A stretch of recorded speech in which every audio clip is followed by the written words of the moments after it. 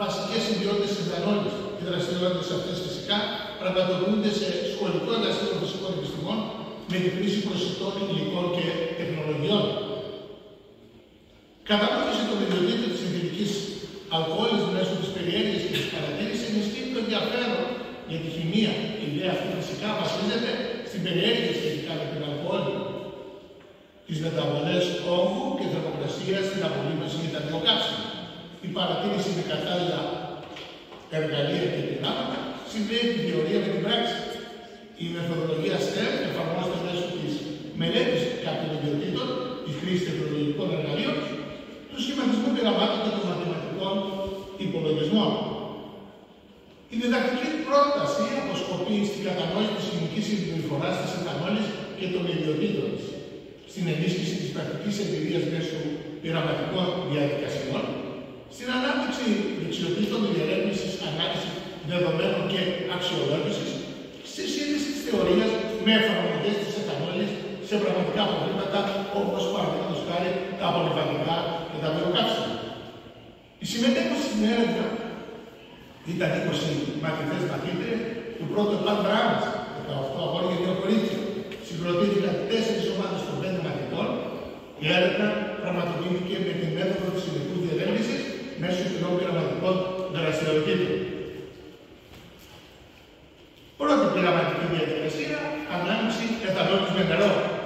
Ο στόχος είναι να παρατηρηθεί η αναλογία ανάμειξης εθανόλης και νερού, ελάττωση του όγκου και έκρηξη της θερμότητας. Οι μαθητές χρησιμοποίησαν χρωματικούς κυλίδρους θερμόμετρα. Στο πείραμα αναμειγνύουμε 50 ml εθανόλη και 50 ml νερού. Μετράμε τελικά τον όγκο με έναν ατομετρικό κύλιδρο και μετράμε την αλλαγή της θερμοκρασίας της θερμόμετρα. Εδώ βλέπουμε 50 με 50 ml νερού και αλκοόλης. Μας έδειξε το διάλειμμα 56 ml. Μαζεύουμε τώρα τις καταγραφές. Κατέγραψε τη μεγαλύτερη αύξηση της θερμοκρασίας 6, ενώ η ομάδα 3 τη μικρότερη. Αυτές οι διαφορές μπορούν να οφείλονται σε μικρές διαφορές στις μετρήσεις ή τις συνθήκες του πειράματος. Το πείραμα επιβεβαίωσε ότι η ανάμειξη εθανόλης και νερού είναι μια εξώθερμη διαδικασία, κατά την οποία οι διαμοριακές δυνάμεις οδηγούν σε μείωση τόνου. Οι μικρές διαφορές στα αποτελέσματα μεταξύ των ομάδων είναι φυσιολογικές και μπορεί να οφείλονται σε μικρές διαφορές στις πειραματικές διαδικασίες και στις μετρήσεις. Περνάμε στη δεύτερη πειραματική διαδικασία, απολυματική ικανότητα της εθανόλης. Ο στόχος είναι να διερευνηθεί η αποτελεσματικότητα διαφορετικών συγκεντρώσεων της εθανόλης στην απολύμανση.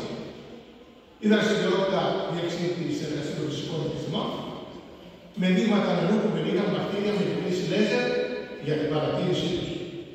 Το αρχικό δείγμα νερού που περιείχε βακτήρια οι μαθητές χώρισαν σε 4 μέρη και προσθέσαν αλκοόλη σε διαφορετικές συγκεντρώσεις 30, 70, 90 και 96. Το αποτέλεσμα ήταν εντυπωσιακό. Τα βακτήρια κινητοποιούνται, οι κυταρικές μεμβράνες καταστρέφονται και τελικά εξοδώνονται. Μέσω αυτής της διαδικασίας, οι μαθητές κατανοούν οπτικά τη δράση της αλκοόλης ως αντισηπτικού παράγοντα και τη σημασία στην εξάρτηση των οργανισμών. Κατά τη διάρκεια του πειράματος, παρατηρήσαμε ότι η κινητικότητα των βακτηρίων μειωνόταν με την αύξηση της συγκέντρωσης της αλκοόλης. Να τονιστεί όμως ότι τα ακριβή ποσοστά ζωντανών και νεκρών βακτηρίων μπορούν να διαφέρουν ανάλογα με τους διάφορους παράγοντες, όπως είναι το είδος του βακτηρίων, ο χρόνος έκθεσης στην αλκοόλη, οι συνθήκες του περιβάλλοντος. Εδώ βλέπουμε τα αποτελέσματα, να τα προσέξουμε καλά στο πίνακα, ειδικά το 70%. Και με βάση τον πίνακα η εθανόλη 70% θεωρείται γενικά πιο αποτελεσματική ως απολυματικό από την εθανόλη 96 για διαφορετικούς λόγους. Όπως είναι ο χρόνος επαφής. Το 70% εξαρτίζεται πιο αργά, έχοντας περισσότερο χρόνο να δράσει.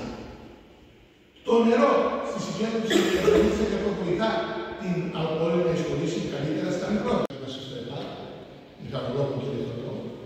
Όπου οι μαθητές χρησιμοποίησαν ένα μήνυ κινητήρα καύσης και εθανόλης, συγκρίναν την απόδοση με τη βενζίνη μετρώντας εκπομπές οξυδίου και διοξείδιου του άνθρακα, το χρόνο καύσης και την ενέργεια που θα ρηχτεί, και εδώ είναι μια εικόνα του δοκιμαστικού μίνι κινητήρα.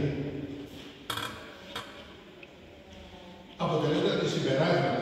Η εθανόλη μείωσε τις εκπομπές διοξείδιου του άνθρακα σε σχέση με τη βενζίνη, παράγει 20% λιγότερους ρήπους από τη βενζίνη, η καύση διαρκεί περισσότερο, οι μαθητές κατανόησαν την περιβαλλοντική σημασία της χρήσης βιοκαυσίμων. Εδώ το έβαλα αυτό, όπως δεν ξέρω αν ενδιαφέρεται και θέλει επιπλέον. Φυσικά η ανάπτυξη δεν είναι τόσο απλή. Χρησιμοποιούμε τον έθιλο του λιτοταγίνου την Δευτέρα για να ας πούμε καλύτερα σαν σταθεροποιητή σε αυτό το μείγμα και σχετίζεται φυσικά με την τάση αγώνων. Η βενζίνη με εθανόλη είναι μια βελτιωμένη βενζίνη που κάνει καλό στο περιβάλλον, μειώνει το διοξείδιο του άνθρακα κατά 2%, βοηθάει το κινητήρα που δίνει λίγο περισσότερη δύναμη, η απόδοση ανεβαίνει από το 30 στο 32, τον κάνει να εκρίνει καλύτερα το καύσιμο, αυξάνονται τα οκτάνια, του δίνει περισσότερη ισχύ, περίπου 5%. Το 5% είναι μια, θα σας εξηγήσω παρακάτω πώς προέκυψε, σε σχέση με την απλή βενζίνη, μειώνει τις βλαβερές ουσίες που βγαίνουν από την εξάρτηση. Όλο αυτό όμως βοηθάει το περιβάλλον και κάνει το αυτοκίνητο να λειτουργεί λίγο καλύτερα.